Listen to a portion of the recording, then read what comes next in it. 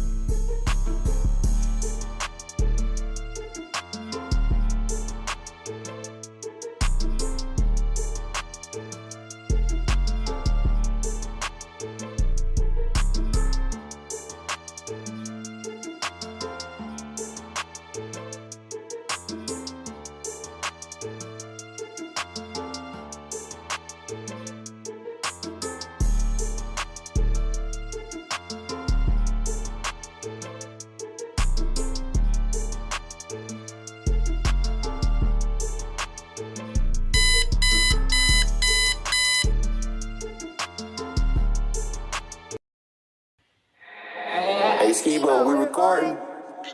Hey, my dog. We're doing another video. I told you we was coming back with another video. We're gonna do another one. I told you we were gonna do another. This time, let me tell you something. This time it's getting real serious. This time it's getting serious. Let me tell you something. It's getting serious. The feds, we ain't gonna name them all, but matter of fact, we is gonna name them. FBI, ICE, ICE, DEA. Raid exposes Chinese criminal cartel. Chinese criminal cartel. What the fuck is the world coming to?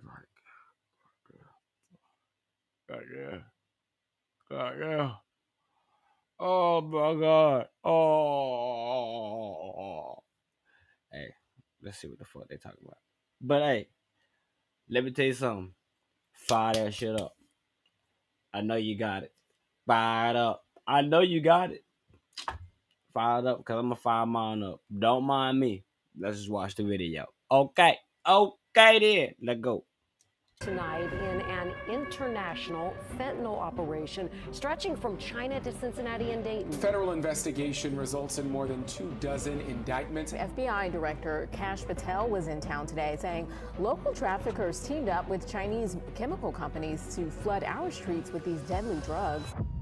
10:29 p.m. Eastern Time. The Midwest looks calm from 30,000 feet. Highway ribbons of white and red trace through Ohio suburbs. Strip malls glow, freight yards sit under orange sodium lamps. Ordinary America on an ordinary night. And then, in a dozen cities at once, the lights start to move. SUV convoys roll out from FBI, DEA, and Homeland Security Investigations field offices. Radios click alive. Tactical teams pull on helmets, snap rifle bolts forward, and double-check breaching charges. In Cincinnati and Dayton, in Atlanta and New York, a 2-year hunt is about to hit its final phase. This is Operation Box Cutter, the moment the United States finally decides to reach back along the fentanyl pipeline, As soon as the President of the United States took office, he issued a mandate to rid America of the scourge that is fentanyl, a drug that has killed hundreds of thousands of Americans. That nearly 100,000 people died of fentanyl overdoses just last year alone. This was the first time an FBI director has been to China in over a decade and received the audience with his counterpart to address this matter directly. While at Ministry of Public Security headquarters, I met with my counterpart at MPS, where the Chinese government agreed on a plan to stop fentanyl precursors. Not to the street corner, not even to the cartel border labs, but to the source of the chemicals themselves. Before we continue, hit that like button to help us beat the YouTube algorithm and to show your support. Hit that like and subscribe. Hit that like and subscribe. There was no headline about 29 defendants, 4 Chinese corporations, 22 foreign nationals, and 3 Americans. God damn. No one was talking about 70 million potential lethal doses. For now, it was just one phrase moving across encrypted law enforcement channels. Box cutter is go execute. While we, the interagency, the Department of Justice, have been fighting hard to seize and stop drug traffickers, we must attack fentanyl precursors, the ingredients necessary to make this lethal drug. 10:31 p.m., Cincinnati FBI field office. On the operations floor, big screens show a live mosaic. Warehouse roofs in northern Kentucky, a modest house in Tip City, an industrial park outside Atlanta, an apartment block in Queens. Each feed is color-coded. Chemical storage sites, suspected pill labs, digital command nodes. Every location sits inside a red ring marked simultaneous breach. At the center of the room stands FBI Director Cashapp Patel, on the ground instead of behind a podium. His voice is flat, not theatrical. Remember the numbers, he says. 139 kilograms of fentanyl powder, 70 million potential deaths. Tonight is not about grabbing dealers. Tonight is about cutting the line. No one claps. They nod, check gear, and walk out. Operation. I wonder did they do the press conference before or after? Hopefully after, like they usually would do. But when they about to do something this big, they be like, "Yeah, we're gonna stop drug." So damn, they gave them niggas a hint. But I'm just wondering, who am I? Who am I? I don't know. I'm just saying, I don't know. Box cutter didn't start with raids. It started in January 2022 with a customs inspection that didn't look like anything special. Chicago O'Hare International Mail Facility. On a random Tuesday, a CBP officer flagged a shipment from a chemical supplier in Shanghai. The label read, pharmaceutical binders, the kind of boring lab reagent that moves by the ton every day. The packaging was perfect. Documentation matched common lab equipment orders. Nothing about it screamed cartel. But the officer didn't like the density readings on the X-ray. The internal structures looked too uniform, too clean. He pulled one drum aside and swabbed it. The field test lit up for fentanyl precursors. That anomaly went straight to an HSI analyst, then to the FBI's Cincinnati field office, then into a database where patterns began to emerge. Same sender addresses, same Hong Kong freight intermediaries, same routing through Chicago to small, forgettable importers in Ohio and Georgia. On paper, lab supplies. In reality, the molecular building blocks of an industrial poisoning campaign. Agents gave it a code name, box cutter. The idea was simple. If you want to stop the damage, you don't just pull boxes off the belt, you cut the belt. For the next 18 months, analysts built the map. At the outer ring were 4 corporations in Shanghai, Wuhan, and Shenzhen. Their websites advertised research reagents, pharmaceutical intermediates, and advanced catalysts. Their client list showed universities, biotech firms, and hospital labs. Their shipping records told another story. One company, already sanctioned under Magnitsky authorities for earlier abuses, had quietly exported over 18 tons of pseudo-regulated chemicals to U.S. entities between 2023 and 2025. Damn, Certificates listed them as benign binders and solvents. Lab analysis said they were industrial tranquilizers, synthetic opioid precursors, and catalytic cutting agents, precisely tuned for fentanyl production. The model was elegant and lethal. The drugs themselves rarely crossed borders. Only the ingredients did. The Chinese entities manufactured the precursors in legal factories under real business licenses. They sold them as lab reagents. They billed them through legitimate freight carriers. Once the barrels and drums landed in the US, American partners converted them into finished product, pressed pills designed to look like oxycodone, Xanax, Adderall, then moved them under cartel supervision into every level of the distribution chain. One DEA agent summed it up in a single sentence for the internal report. They're not just selling drugs, they're selling the ability to make them.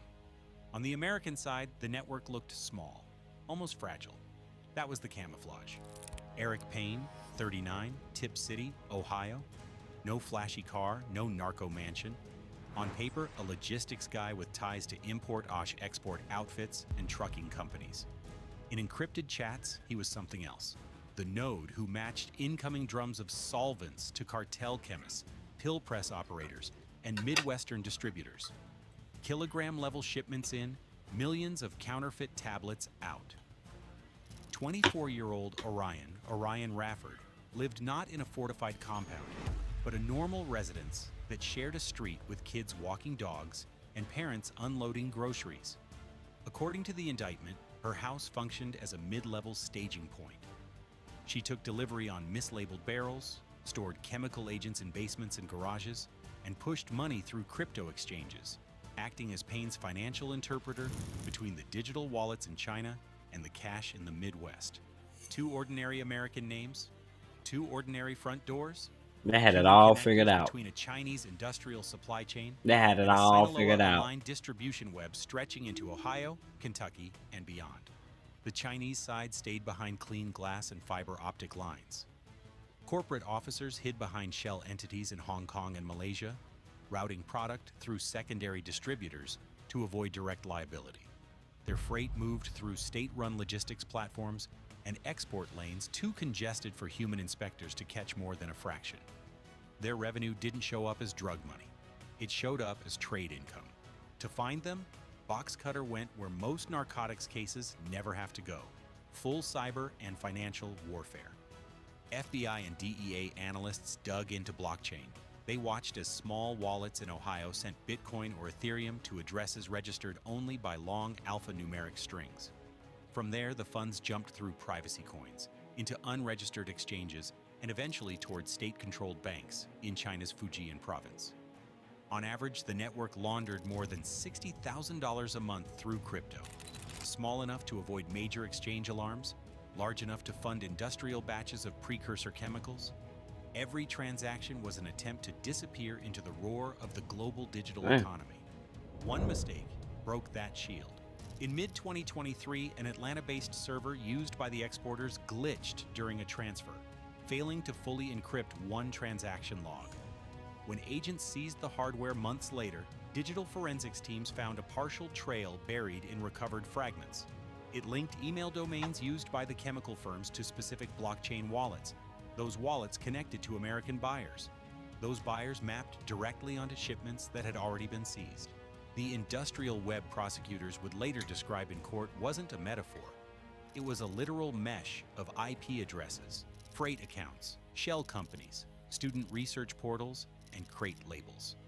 Every strand connected China's factories to America's overdose statistics. By 2025, the scale was undeniable. 139 kilograms of fentanyl powder recovered in the investigation. Damn. Enough to produce around 70 million lethal doses, based on lab estimates of 2 milligrams per fatal hit. Dozens of pill presses and industrial mixers capable of compressing counterfeit tablets by the tens of thousands per hour. Encrypted ledgers tying transactions to Mexican cartel middlemen from Sinaloa and CJNG. This was not a rogue side hustle. As one DEA analyst put it, this is state-enabled industrial narcotics manufacturing. So the United States decided to treat it that way. The day before the raids, Treasury officials prepared sanction packages. DOJ finalized indictments. Interpol red notices were drafted for company executives believed to be moving between Hong Kong and Shenzhen.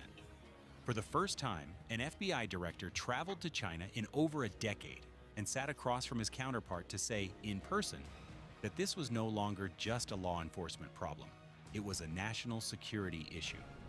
Back in Ohio, The human part of the operation was much less diplomatic. 11:02 p.m., Tip City. Two blacked-out SUVs roll to a stop half a block away from Payne's address. Agents step out in stacked formation, rifles low, night vision goggles flipped up. A battering ram slides forward like a torpedo. On a whispered count, they move. At the same moment in Atlanta, another team climbs a narrow stairwell toward an apartment that, on paper, belongs to a student researcher. Inside, servers hum on cheap shelves. Nodes in a digital cartel economy. Agents pop the door, flashbang, commands, hands, zip ties. In New York, a warehouse raid yields pallets of lab reagents, drums sealed and labeled with pristine safety certification stamps. Hazmat teams move in, swabbing, sampling, logging. The paperwork passes every automated check, the chemistry does not. In Cincinnati and Dayton, HSI and FBI units hit secondary stash locations. Inside garages and storage units, they find the real core of modern fentanyl trafficking.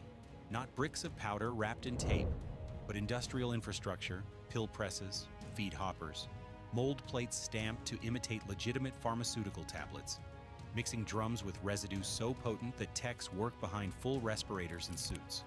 Simultaneously, Treasury freezes $3.4 million in assets tied to the four named Chinese firms. Bank accounts, corporate investment holdings, and payment gateways go cold. Bitcoin wallets become useless strings of characters. By sunrise, 29 suspects are under federal indictment. 22 Chinese nationals, 4 Chinese corporations, and 3 Americans identified as the critical U.S. nodes. Many of the foreign defendants are charged in absentia, but their names now sit in databases from Interpol to FinCEN. Any move they make in legitimate finance will trigger alarms. Payne and Rafford face drug conspiracy, money laundering, and continuing criminal enterprise charges. Each stack carries potential life sentences. Federal prosecutors have no interest in plea deals that gut the case. The indictments are structured to keep the architecture intact even as individual defendants flip. As the evidence tally comes in, even veteran narcotics investigators have to stop and absorb the numbers. 139 kilograms of fentanyl powder, enough to press tens of millions of counterfeit pills. Lab modeling says 70 million potential lethal doses. Servers containing over 6,000 encrypted transaction logs. Crypto wallets routing a 6-figure monthly stream into Chinese banks. Dozens of pill presses, blenders, and cutting agents staged for mass production. At the podium later, an FBI deputy director will call it a global supply chain of death. Chemicals made in China, pressed in Mexico, sold in the United States, all controlled through phones and crypto wallets. Behind the podium, the real shift is already underway. Operation Box Cutter marks the first time U.S. agencies have hit all layers of a China-linked fentanyl network simultaneously. Physical raids, financial sanctions, and cyber takedowns executed as a single synchronized strike. DOJ calls it a total spectrum offensive. The message to every future supplier is simple. You are not untouchable just because you don't step foot on U.S. soil. In one internal debrief, an FBI official puts it even more bluntly. We're done chasing only the product. We're cutting off the oxygen, chemical flow, crypto flow, cash flow. You don't get to hide behind lab coats and shipping labels anymore. The tactics the defendants used, university research portals to slip packages past customs, AI-generated invoices to mimic legitimate science trade, synthetic documentation that fooled automated screening systems, read like an instruction manual for modern narco-economics. But now that manual is in federal hands. The cartels will adapt. They always do. They will find new brokers, new companies, new routes through different ports. But the precedent is set. Fentanyl precursors are no longer a gray zone. Suppliers can expect not just seizures, but blacklists, asset freezes, and arrest warrants that follow them across borders. For Ohio, the case leaves a paradox. On one hand, this is a victory on paper unlike anything the state has seen. One of the largest fentanyl-related busts tied to Chinese suppliers in American history. On the other, the overdose numbers that triggered Box Cutter in the first place remain carved into public health reports. Thousands dead in recent years, families hollowed out, communities scarred. Federal officials argue that 70 million potential lethal doses removed from circulation is not an abstraction. Each dose is a life that doesn't end on a bathroom floor or an ER gurney. Critics will point out that demand still exists, that other pipelines will try to fill the gap. They're both right. The real lesson of Operation Boxcutter is not that one network was destroyed. It's that the battlefield has shifted. This war isn't just a street fight anymore. It's fought in freight manifests, blockchain explorers, shell companies, and export terminals. The cartel chemist matters. So does the corporate accountant in Shanghai. So does the coder who sets up a crypto wallet. And now they know the United States is willing to treat them like what they are, combatants in a global supply chain of death. The final line of DOJ's press release says it without drama, but with absolute clarity. The cartels make it. The Chinese ship it. We just cut the line. Hey, tell you something. They're not playing. They're not playing. They're not playing. Hey, them are Chinese people. Not black, not American. What happened?